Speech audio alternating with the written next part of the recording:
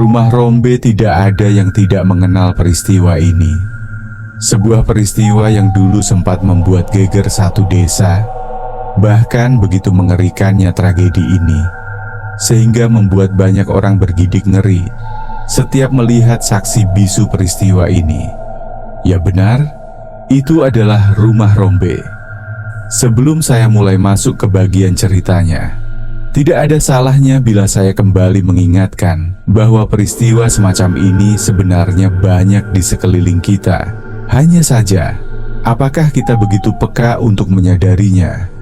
Karena apa yang akan kalian baca merupakan satu dari sekian banyak peristiwa-peristiwa yang mungkin di luar nalar, kita manusia kadang terlalu kecil untuk tahu apa yang tidak seharusnya diketahui.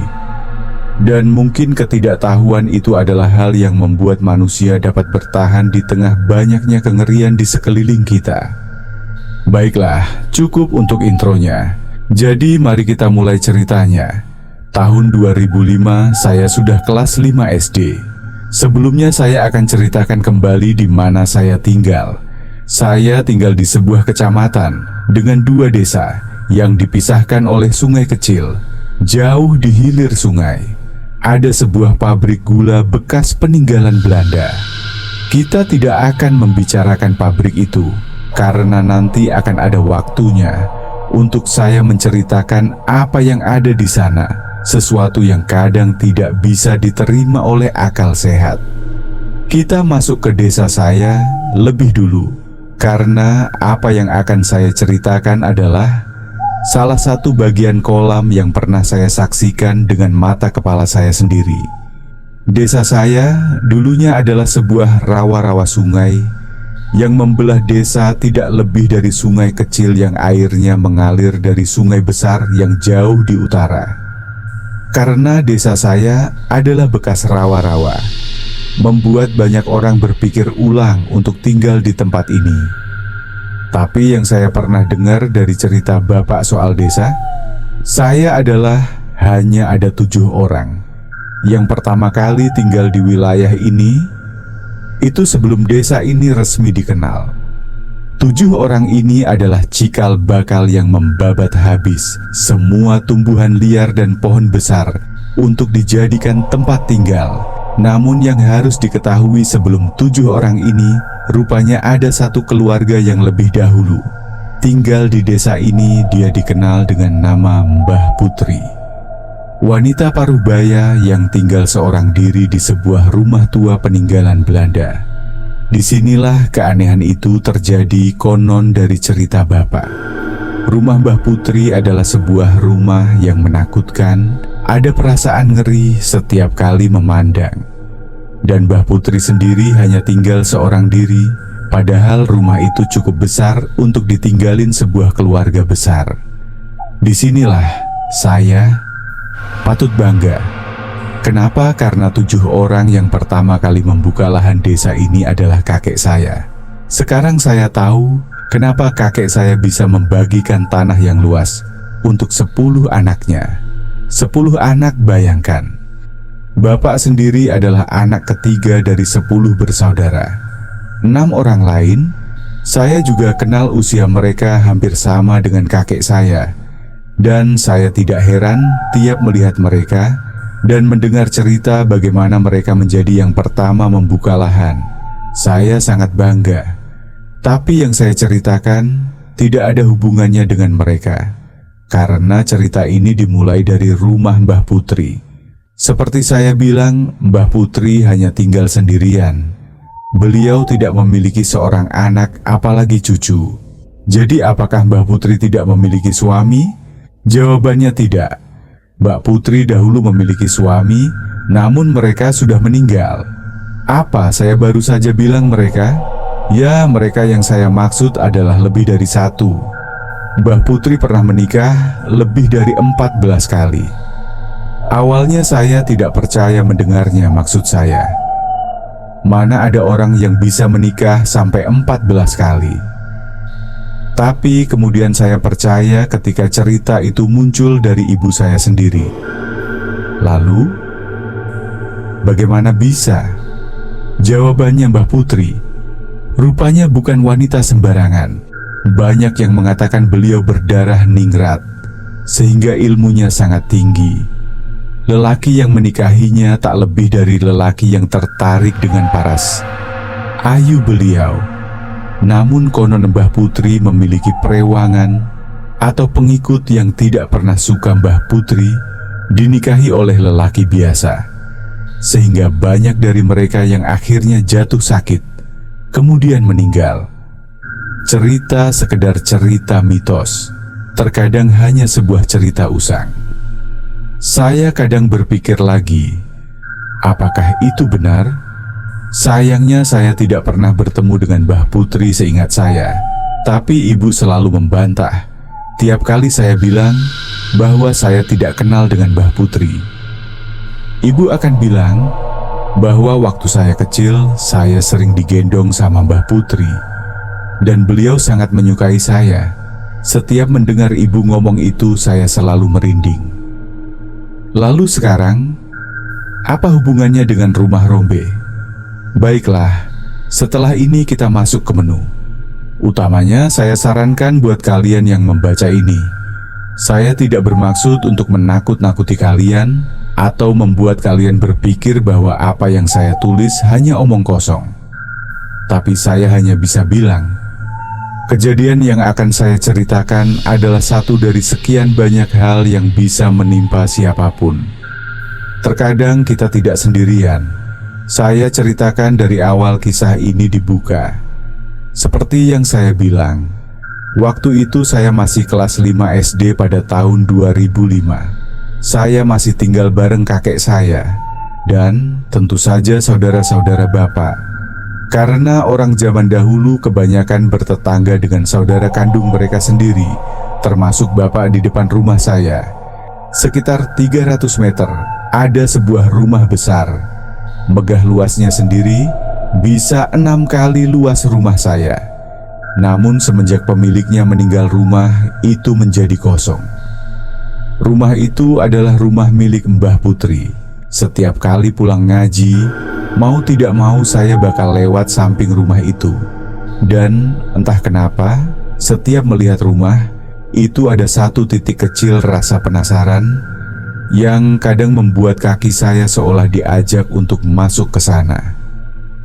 Ya, seolah-olah rumah itu bisa menarik rasa penasaran. Seseorang bertahun-tahun rumah itu dibiarkan kosong. Begitu saja rumput liar sudah mulai tumbuh di halamannya. Terkadang bila ada waktu bapak dan tetangga ikut memotong rumput supaya terlihat lebih rapi.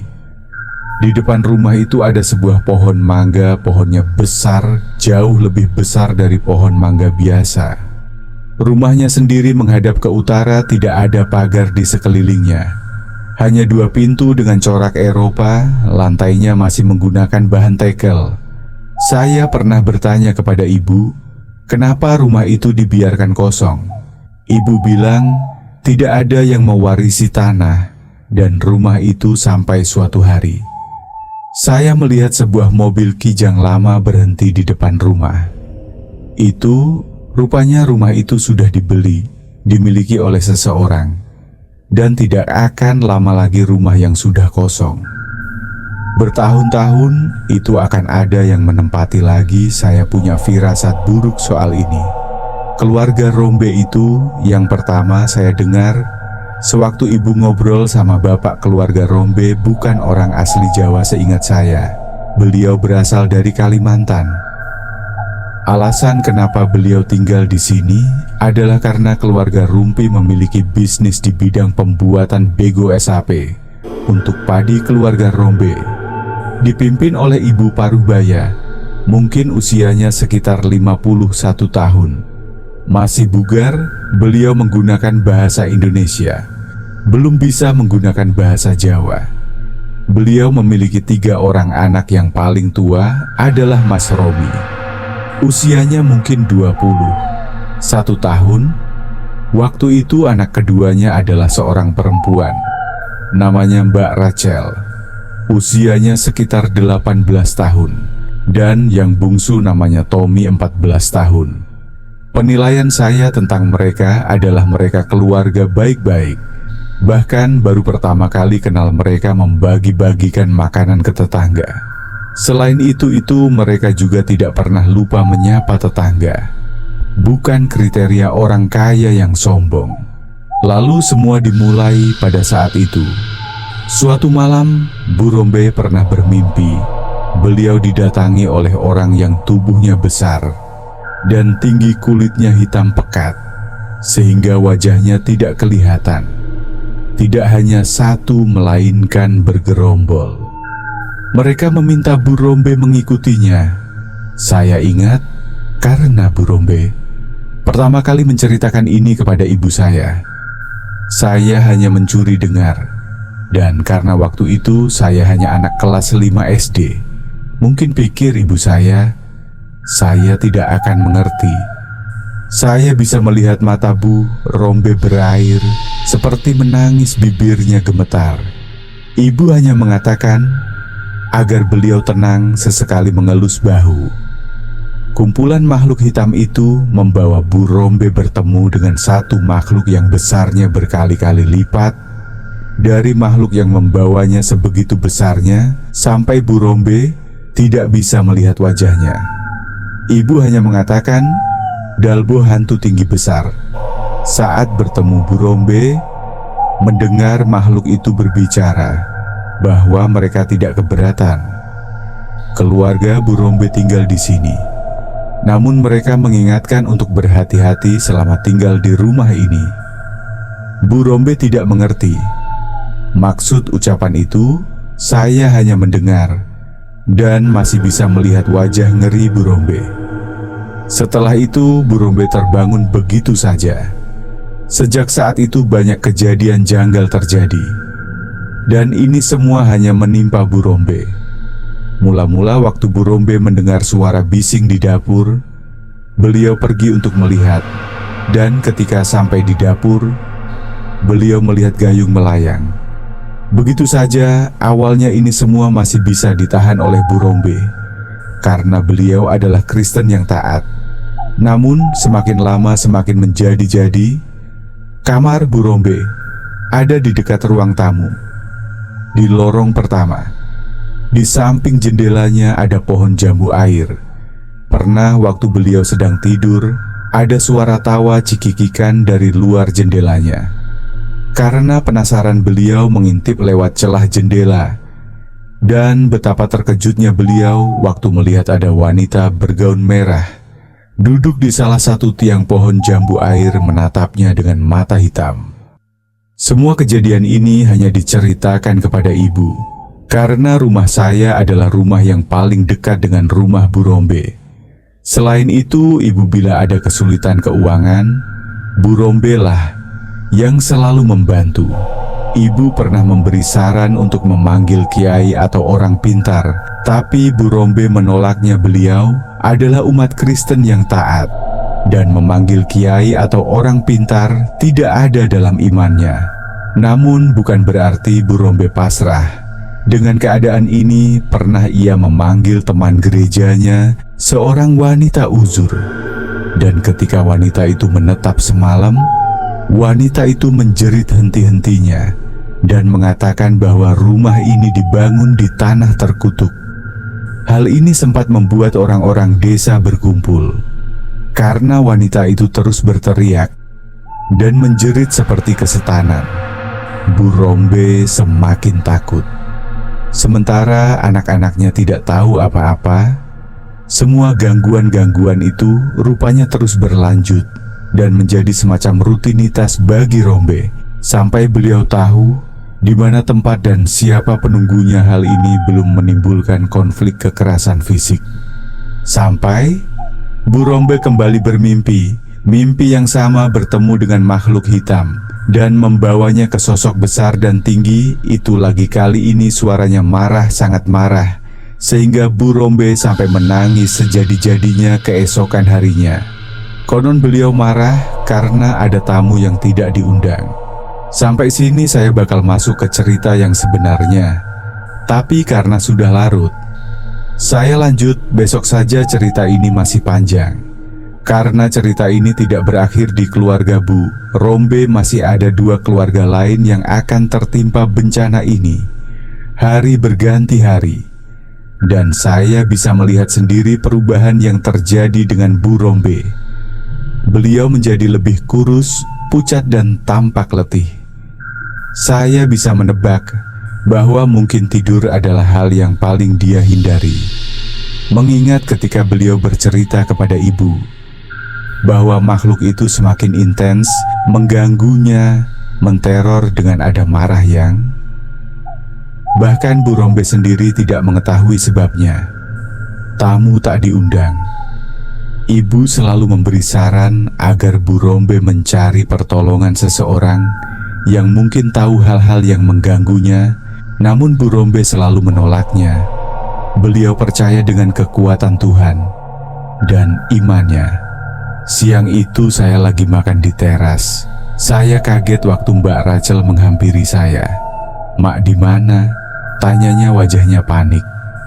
"Gak pawon, di dapur," kata saya. Ibu yang mendengar suara Mbak Rachel buru-buru keluar air matanya sekarang keluar. Ibu segera berlari dengan Mbak Rachel menuju rumah saya, ikut di belakang mereka. Begitu sampai di dalam rumah Mbak Rachel, menuju kamar Bu Rombe. Dibukanya pintu itu, dan seketika bau anyir bangkai tercium menyengat. Begitu menyengat sampai saya tidak mau masuk lebih jauh. Tapi saya bisa melihat dengan mata kepala saya sendiri, Bu Rombe tengah terduduk di atas ranjangnya. Matanya merah, baru menangis, kondisinya benar-benar tidak karuan. Kemudian beliau muntah cairan hitam yang saya yakin bukan darah. Warnanya hampir sama dengan darah mengering. Tapi itu bukan darah karena bawaannya busuk. Itu berasal dari cairan. "Itu tolong," ucapnya. "Tolong Ibu." Langsung berlari mencari Pak RT. Pak RT datang dengan beberapa warga. Tapi ketika mereka masuk, saya ingat Bu Rombe malah tertawa cekikikan. Kemudian berteriak lantang metu keluar. Bingung, itu yang saya yakin sekarang ada di dalam pikiran Pak RT dan bapak-bapak. Karena setiap kali Pak RT mengingatkan untuk istighfar, Bu Rombe justru tertawa opo. "Iku istighfar. Istighfar, imanmu gak usah gaya-gayaan." "Apa itu istighfar?" "Istighfar, imanmu saja masih sekecil, jadi kelingkingku gak usah pamer." Tegang wajah semua orang, termasuk saya yang ada di baris paling belakang. Sekedar mengintip di luar rumah, orang-orang berdatangan semakin ramai. Mbak Rachel kemudian mendekat kamu. "Siapa Mama mana bisa bahasa Jawa ibumu?" Dia tertawa lagi lebih keras dari sebelumnya. "Aku bukan ibumu, anak gadis." Pak RT hanya menahan Mbak Rachel agar tidak mendekatinya. Sampai Mbah Gimon muncul, beliau masuk ke kamar dan melihat langsung apa yang ada di depannya. Demit asu, setan anjing. Mbah Gimon itu tetangga jauh saya, kesehariannya hanya berkebun. Tapi beliau pernah menghadapi hal semacam ini, yaitu ketempelan atau kesurupan.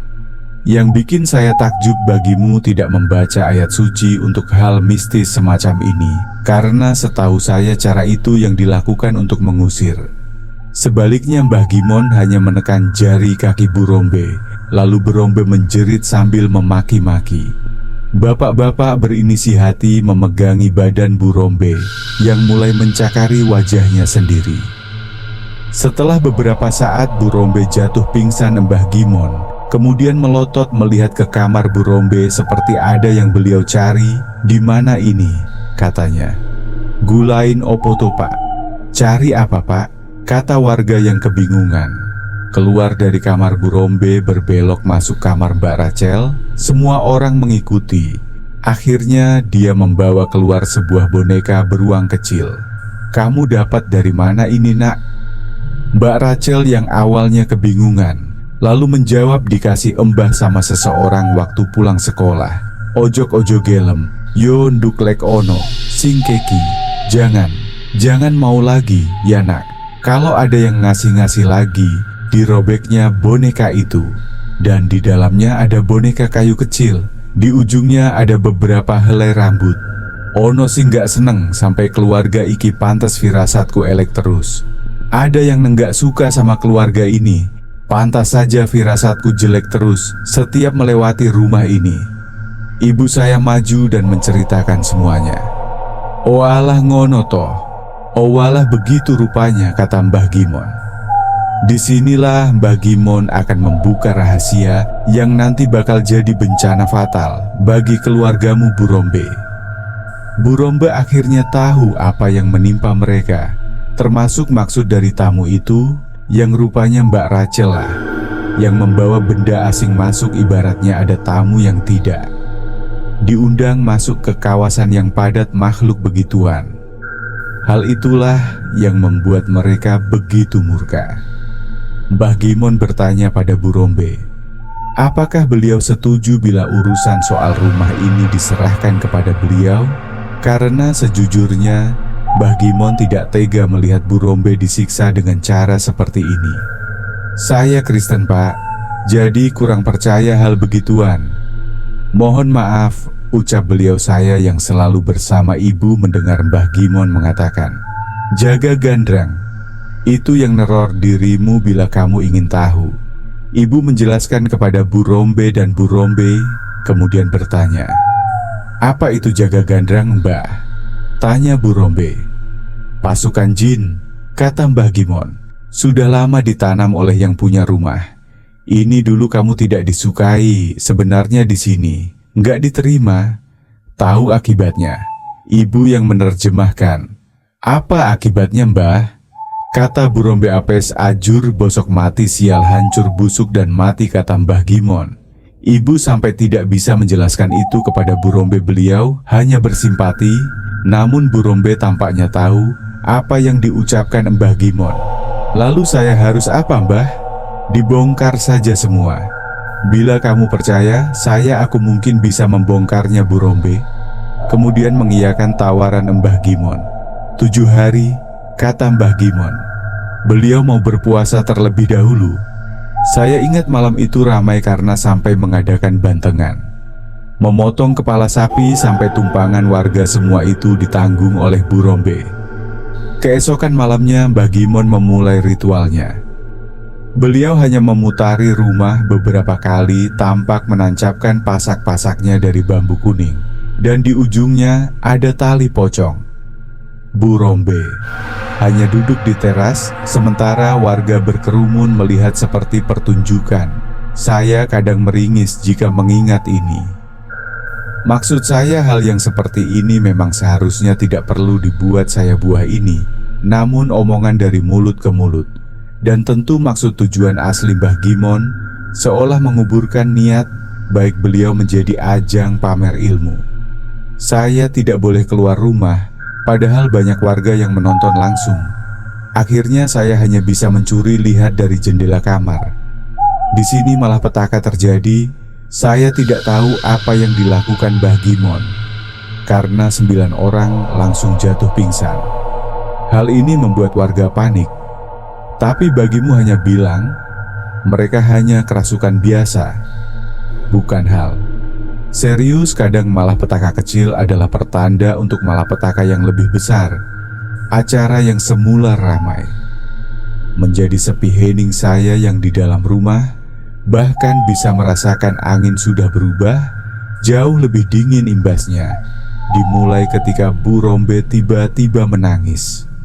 Burombe menangis di teras rumah. Mbah Gimon yang melihat gelagat itu mendekatinya. Ketika Mbah Gimon mendekat, Burombe tertawa cekikikan, kemudian menangis lagi, tertawa lagi. Hal itu terus terjadi sepanjang malam. Disitulah Mbah Gimon tahu di mana batasan dia harus berhenti. Esoknya Mbah Gimon meminta maaf, dia tidak bisa lagi membantu Burombe. Akibatnya setiap malam Burombe akan melakukan hal yang sama. Tertawa, menangis, tertawa lagi, kemudian menangis lagi.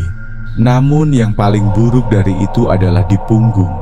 Burombe selalu ditemukan luka lebam biru. Padahal beliau baik-baik saja. Keluarga Burombe akhirnya menyarankan agar beliau meninggalkan rumah itu. Bahkan pihak keluarga sampai harus melakukan pembersihan Namun itu tidak merubah apapun. Nasi sudah menjadi bubur tepat 4 bulan setelah mereka pergi dari rumah itu. Bu Rombe meninggal. Saya tidak tahu karena apa beliau meninggal. Orang-orang mengatakan beliau sakit keras, namun hanya ibu saya yang bilang bila beliau diikuti sejak kejadian malam itu. Ibu saya bicara bukan tanpa dasar, karena sebelum Bu Rombe pindah, beliau menemui ibu untuk berpamitan. Dan ketika dia pamit, beliau mengatakan umurnya tidak akan panjang. Dan bila nanti beliau meninggal, beliau tidak mau dikuburkan di dekat tanah ini. Kisah ini belum berakhir sampai di sini, karena ada 2 keluarga yang kelak akan tinggal di rumah itu. Dan ada sebuah cerita dari mulut ke mulut. Pernah suatu malam di jendelanya seseorang melihat Bu Rombe berdiri di sana melotot memandang keluar rumah. Bila ada yang berpikir kisah ini berakhir setelah Bu Rombe meninggal, maka hal itu salah besar.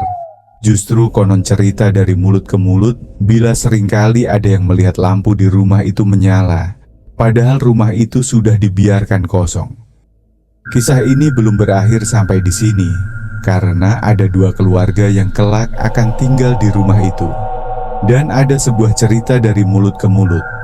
Pernah suatu malam di jendelanya seseorang melihat Bu Rombe berdiri di sana melotot memandang keluar rumah. Bila ada yang berpikir kisah ini berakhir setelah Bu Rombe meninggal, maka hal itu salah besar. Justru konon cerita dari mulut ke mulut bila seringkali ada yang melihat lampu di rumah itu menyala, padahal rumah itu sudah dibiarkan kosong. Saya bukan tidak pernah mengalaminya, sebaliknya, malah saya pernah sekilas melihat bayangan seseorang melintas di jendelanya. Perawakannya menyerupai Bu Rombe dengan rambut panjang keritingnya. Tapi dari semua cerita tentang sosok menyerupai Bu Rombe, tidak ada yang mengalahkan kisah ini. Pernah suatu malam ada penjual bakso lewat. Saya pikir tidak ada orang seniat ini untuk berjualan pada pukul 1 dini hari. Maksud saya, siapa juga yang mau makan bakso jam? Satu hal itu yang dilakukan oleh penjual bakso ini. Saya tahu sebelumnya dia tidak pernah lewat sini. Maka lewatlah dia di depan rumah. Bu Rombe kemudian seseorang memanggil bakso mas. Kata suara yang memanggil keluarlah, yang konon kata si penjual seorang wanita paruh baya mengenakan gaun tidur putih dari rumah tersebut. Si pedagang melayani seperti biasa, namun kisah ini pertama kali diceritakan oleh Mas Edi. Mas Edi kebetulan dapat giliran jaga ketika Mas Edi melihat dari jauh gerobak bakso yang tengah berhenti. Mas Edi mendekatinya berniat memesan untuk menambal perutnya yang lapar, entah apes atau apa. Ketika Mas Edi memperhatikan dengan seksama yang di hadapannya adalah sosok wanita. Masalahnya kaki wanita itu tidak menapak tanah. Mas Edi menunggu lama, sampai akhirnya tukang bakso itu kembali menjajakan dagangannya. Begitu sudah jauh dari rumah itu, Mas Edi menegur tukang bakso itu. Mas sini. Kata Mas Edi tidak yakin. Apakah harus memberitahu tadi siapa Mas yang beli baksonya? Tanya Mas Edi berusaha memancing pembicaraan. Yang punya rumah kayaknya si Mas. Saya tidak tahu, tidak biasa jual di sini. Kenapa toh Mas? Tanya si pedagang. Maksudnya tahu tidak? Kalau rumah itu sekarang kosong. Si pedagang mulai menaruh curiga. Tadi yang beli mohon maaf Mas, sepertinya kuntilanak. Mas jawab. Mas Edi alih-alih si pedagang merasa takut, beliau justru sekarang tahu alasan kenapa pertanyaan yang mengganjalnya sekarang terjawab. Oh pantes Mas, kata si pedagang. Pantes bagaimana maksudnya Mas? Tanya Mas Edi. Mana ada orang bayar bakso dengan daun? Setelah itu pedagang bakso itu pun pergi. Saya rasa cerita ini cukup untuk menutup keluarga Bu Rombe. Dan kenapa rumah itu begitu terkenal dengan nama Rumah Rombe.